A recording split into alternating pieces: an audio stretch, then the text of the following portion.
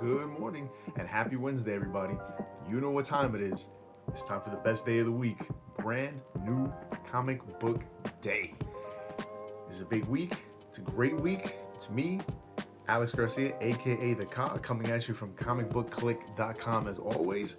And we got a lot of comics to talk about, so let's get on it. And we're going to start in Marvel with Ultimate X-Men number 21 by Peach Momoko on the art and on the story for 21 issues. Highly impressive. Thank you so much, Peach. And guys, this is all the Ultimate books are winding down. There's a lot of stuff winding down here. We got the Shadow King trying to still figure out what he's doing with himself, but also in the meantime, the Japanese government is really getting fed up with, you know, the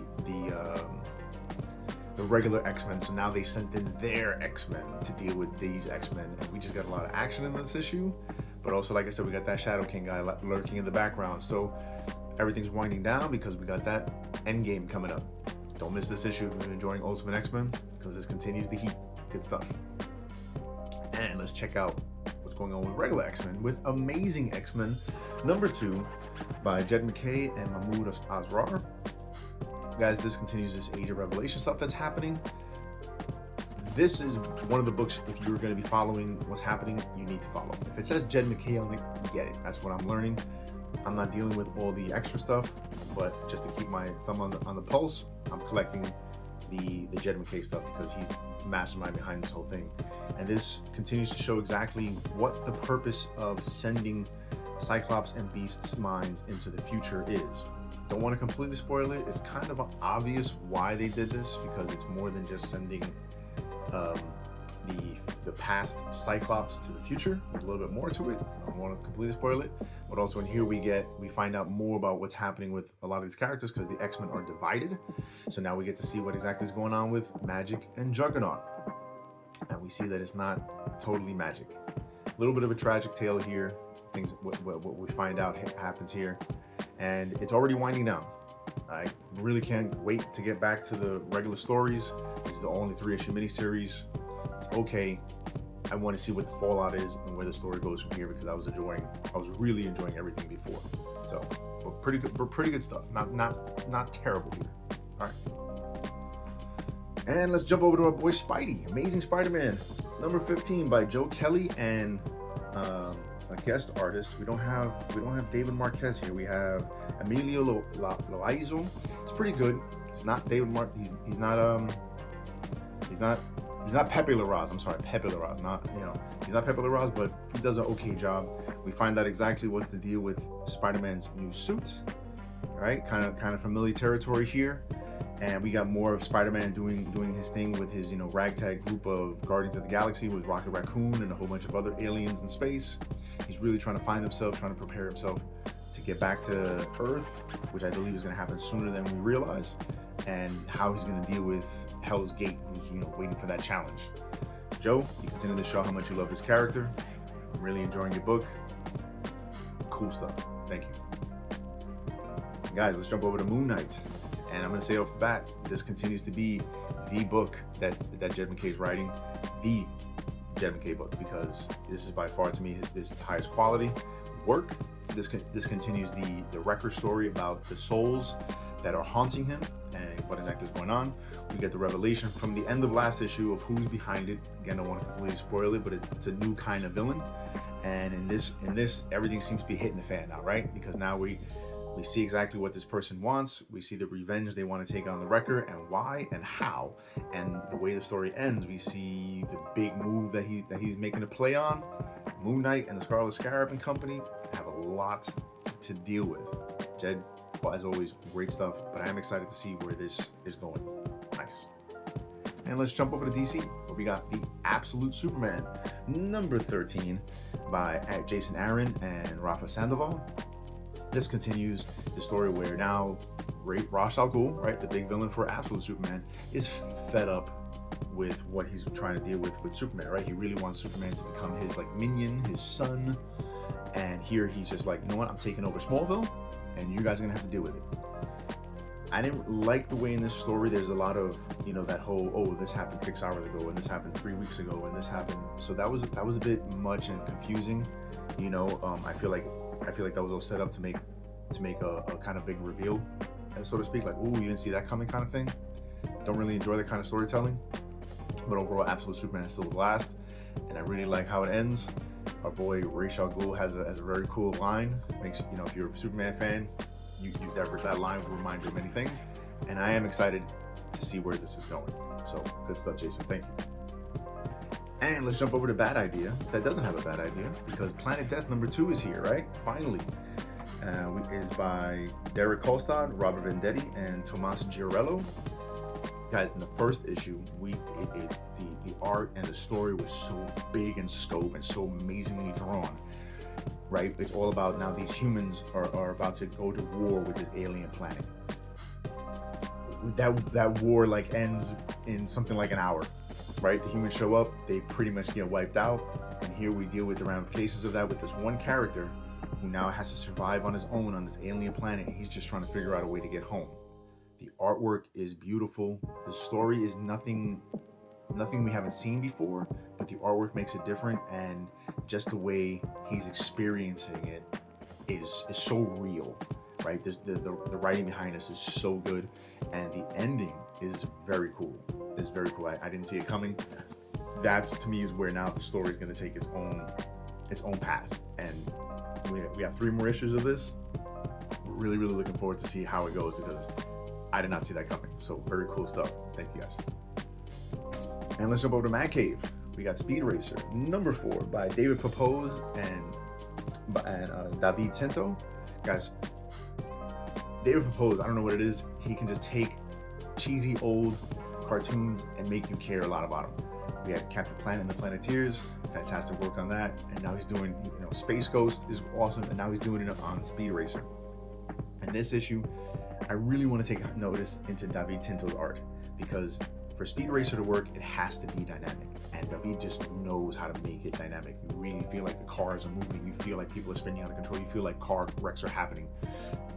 Great stuff. Every issue he's really great, and his really carries the weight of the storytelling. All right, and David Pepose, the conversations that he has with the characters, the way they interact with one another, I really feel like, wow, you know these characters, you watch the stuff, you know the source material. So great stuff. This issue continues. You know, Speed's trying to figure out what it is that's behind everything. You know, lots of stuff going on behind the scenes, and he's still, of course, worrying about his dad, who's still in the hospital. Good stuff, and quite the ending. So I'm looking forward, as always, to that next issue of Speed Racer. Good stuff. Minor Arcana from Boom Studios by Jeff Lemire. Guys, if you love Jeff Lemire stuff, if you know Underwater Welder, Royal City, all those stories like that, you're getting this is right up that alley, right? We have the character Teresa here. She goes back home. She finds out that magic is real, but why is it real suddenly with her and not with everybody else? And also, she's in this town where they're hiding something, and why? And we just get more and more into this mystery. The town is just so creepy. The way people deal with each other is so just weird and ominous. And it just feels like as she peels away more and more layers, there are just more and more layers. You're like, well, where's the reveal? It's like a Scooby-Doo mystery. Well, take off this mask, take off this mask, take off this mask. Where's it gonna go? Really sucks you in. It almost feels like nothing's happening, but a lot is happening. Cool stuff, Jeff. When it comes to your own stories, you always hit it out the park. Can't wait to see where this goes. Thank you. And let's jump over to Dynamite. We got ThunderCats Lost #8 by Ed Brisson and Rafa Lobosco. Guys, this book continues to be just the book where if you want to find out more about Third Earth, then you want to keep track of this. Here we got Pumyra and her gang. They're trying to just survive on Third Earth, right? They crashed there. It seems like every monster available on Third Earth is after them. Scorpius is on their tail. He's actually finally captured one of them. And they're just trying to survive. And they're just trying to find a new home with the impending doom of their planet. Great stuff. Ed, you really love the world of ThunderCats. It just shines through with every issue. The art continues to knock it out of the park, and I'm really worried that we're just going to keep losing more and more ThunderCats. So please don't, because I'm really enjoying these. Most of the characters in this book are characters that we never saw in the cartoons. So please keep them around. I want to see them survive. Great stuff. Thank you. But let's stay in that world, because we have a one-shot. Pumyra by Ed Brisson, but art by Alice Leclerc. And this is to flesh out, again, this is a Pumyra book to give us the origin of why exactly she is the way she is. And in the regular book, we see that she's kind of a pacifist, right? And this explains why, right? A tragedy happens to her in origin when she was a child, and we learn why exactly she can be the way she is. This, if you want to better understand the character of Pumyra, I would highly recommend. It's only a one-shot. It was very worth it. The artwork by Miss Leclerc, fantastic. I enjoyed it, and it's a one and done. It's good stuff, and just helps me keep fleshing out that ThunderCats world, so don't miss out. But let's stay in Dynamite, where we got Demona. A little delayed on this one, number 4 by Gargoyles Demona, number 4 by Greg Weisman and Frank Poor. We continue to have this whole trying to understand more of how Demona survived the world, even though she's immortal, but how she's bounced around from place to place. They're still in Constantinople. They're trying to figure out, again, how to survive, how to trust humans, and this keeps that whole idea of, well, this is why Demona is the way she is with humans. Because everywhere they go, she can't trust anyone. And she can't even trust gargoyles, it seems, right? Because in this story, we got gargoyles just doing heinous stuff even behind her back. And she's just trying to survive. We get a cool appearance by our boy Tom, you know, the kid who survived the original gargoyles invasion back in Scotland, who ran off to Avalon. He shows up, and he's just trying to help out. So, and that shows how that connects to Avalon. A lot of cool stuff, and all setting up the final issue of Gargoyles Demona, and I can't wait to see when Gargoyles comes back. So, Greg Weisman, continue to show that you just love this property and you know what you're doing. Great stuff. And let's check out Image, where we got the Energon Universe, G.I. Joe, number 13, Joshua Williamson and Tom Riley back on the art. This is a great jumping on point, guys, if you've been missing out on G.I. Joe. Great stuff. We got Cobra Commander, and he's flying high, but it's the perfect time. If you're a G.I. Joe fan, you know that silver-headed man, you know, Destro, he ain't having it. The two have a reluctant alliance, and Destro makes his move, and he uses the Dreadnoks, and this starts the Dreadnoks War. But you still got Duke in the background who's like, no, I'm taking you to justice. So much ensues here in this first part of the story. If you've been missing out on G.I. Joe, perfect jumping on point. Don't miss it. Great stuff. Josh and Tom, you guys are killing it on this book. Awesome stuff. And last but certainly not least, we got Void Rivals, number 24. Robert Kirkman and Connor Hughes on the storytelling. And this issue is very wordy. It's kind of the coda, not this, because the book isn't ending, but it ends that whole idea of, well, was Unity good? Was Unity bad? Where's it going to go from here? How do these races deal with the ramifications of what they've just dealt with? And we see where it's going, and I'm starting to see, okay, how this book is now going to tie into Transformers and G.I. Joe and the rest of the Energon universe. So this book was a little tedious, this issue, but I'm excited for what's to come because it's finally all starting to come together. So Robert Kirkman, with this and Transformers that you're writing, the Energon universe is still a great place to be. Great, not great, but you know, I'm excited for what's to come. So thank you for that, guys. That's what we got here over at the Comic Book Clique for this week of comics. You know, great stuff is happening. Let me know what you picked up. This was a big week. I could not get everything. There were so many other great books that I would have loved to have been able to pick up, but just didn't have the funds for it. So you guys, please continue to like, share, subscribe, everything that we do on YouTube, Facebook, Instagram, on X, and check out our Patreon, where you guys can help fund this whole thing. The more money the more you're able to help us, the more we're able to do reviews of this cool stuff. And please make sure you check out Dirt Sheet Radio, where Jon Escudero and company are also doing everything great with pro wrestling. So if the comic books aren't where you're at, check out our pro wrestling stuff. Guys, we're having a blast over here. Let's keep this going. Let's talk in the comments. Let's talk on our website.